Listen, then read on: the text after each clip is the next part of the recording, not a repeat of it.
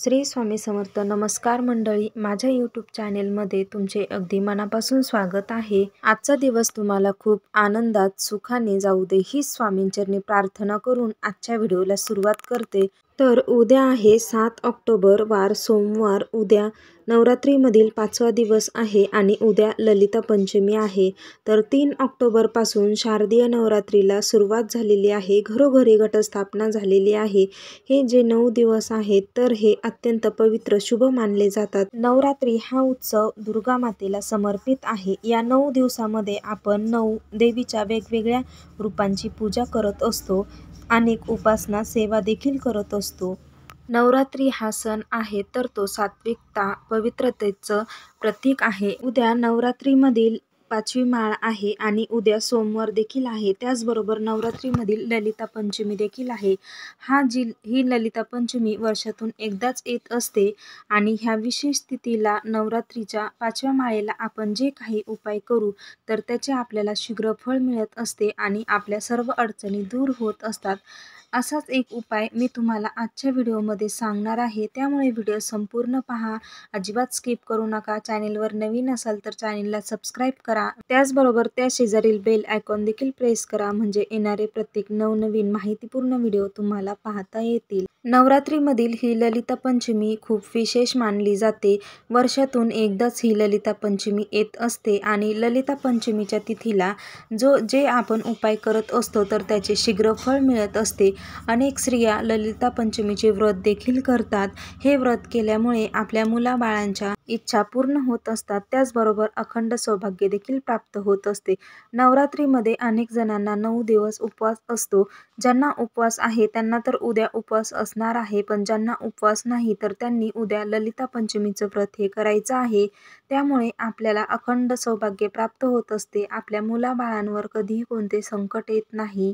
उद्या नवरात्रीमधील 5वी माळ आहे आणि नवरात्रीमधील 5वा दिवस हा स्कंदमातेला समर्पित आहे. उद्या आपण स्कंदमाता देवीची पूजा करणार आहोत.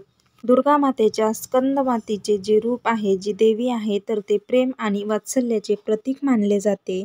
स्कंदमाता देवी ही चतुर्भुज आहे. तसेच स्कंदमाता देवीच्या हातामध्ये कमळाचं फूल आहे आणि तिचं वाहन हे सिंह आहे. त्याचबरोबर उद्याचा कलर हा पांढरा आहे.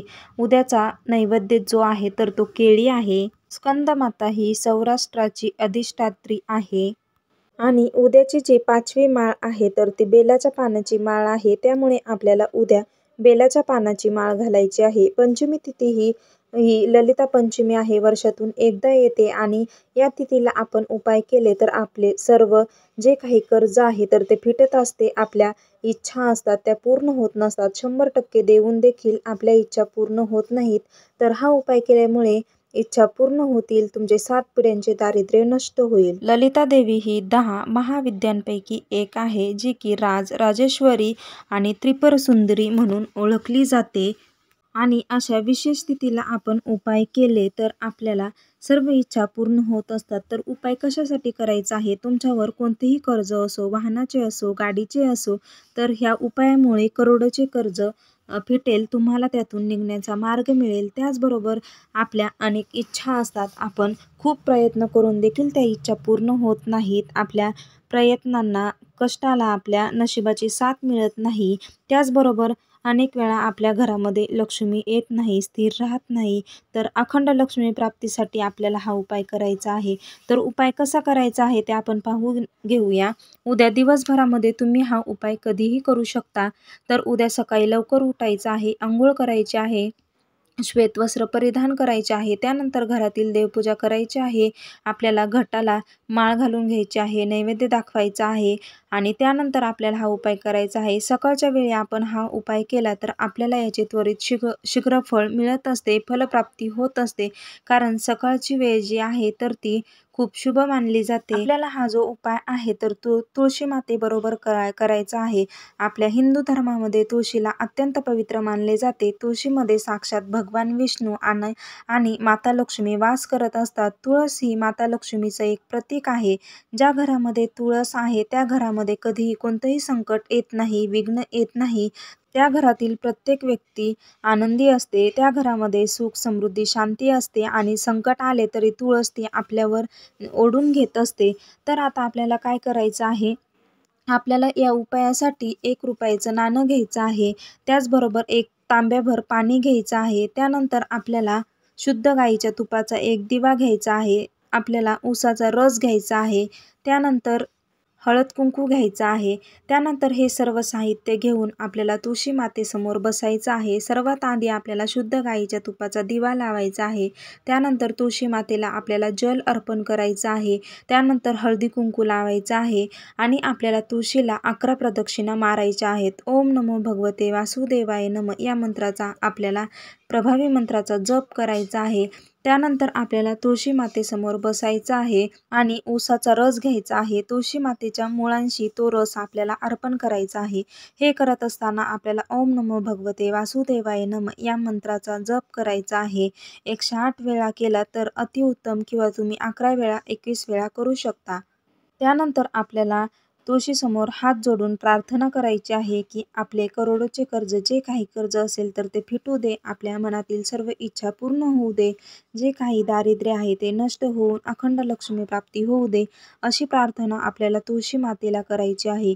त्यानंतर आपण जे घेतलेलं ₹1 नाणं आहे तर ते आपल्याला आपल्या हातामध्ये घ्यायचं आहे आणि त्यानंतर हातामध्ये घेऊन परत ओम नमो भगवते वासुदेवाय नमः या प्रभावी मंत्राचा आपल्याला जप करायचा आहे. 108 वेळा केला तर अतिउत्तम किंवा तुम्ही 21 वेळा 11 वेळा करू शकता. त्यानंतर हे जे ₹1 नाणं आहे तर ते आपल्याला तुळशी मातेच्या मातीमध्ये पुरायचं आहे.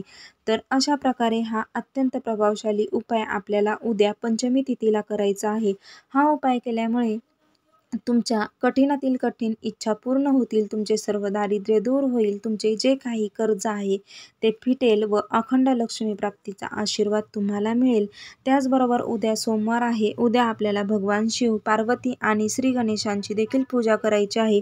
तुमच्याजवळ आसपास कुठे शिव मंदिर असेल तर तिथे जाऊन आपल्याला शिवलिंगाला 1 तांब्या जल अर्पण करायचं आहे. त्याचबरोबर पांढरी फुले, बेलपत्र असतील तर बेलपत्र, भस्म आपल्याला शिवपिंडीवर अर्पण करायचं आहे. तर अशा प्रकारे आपल्याला उद्या भगवान शिवाची देखील पूजा करायची आहे. तर उद्या सोमवार ललिता पंचमी आहे. तर प्रत्येकाने तुळशीला ही एक वस्तू अर्पण करायची आहे. त्यामुळे अखंड लक्ष्मी प्राप्ती होईल. तुमचे 7 पिढ्यांचे दारिद्र्य नष्ट होईल. व्हिडिओ आवडला असेल तर व्हिडिओला लाईक करा, चॅनेलला सबस्क्राईब करा. भेटूया तसाच एक नवीन माहितीपूर्ण व्हिडिओ घेऊन. तोपर्यंत श्री स्वामी समर्थ.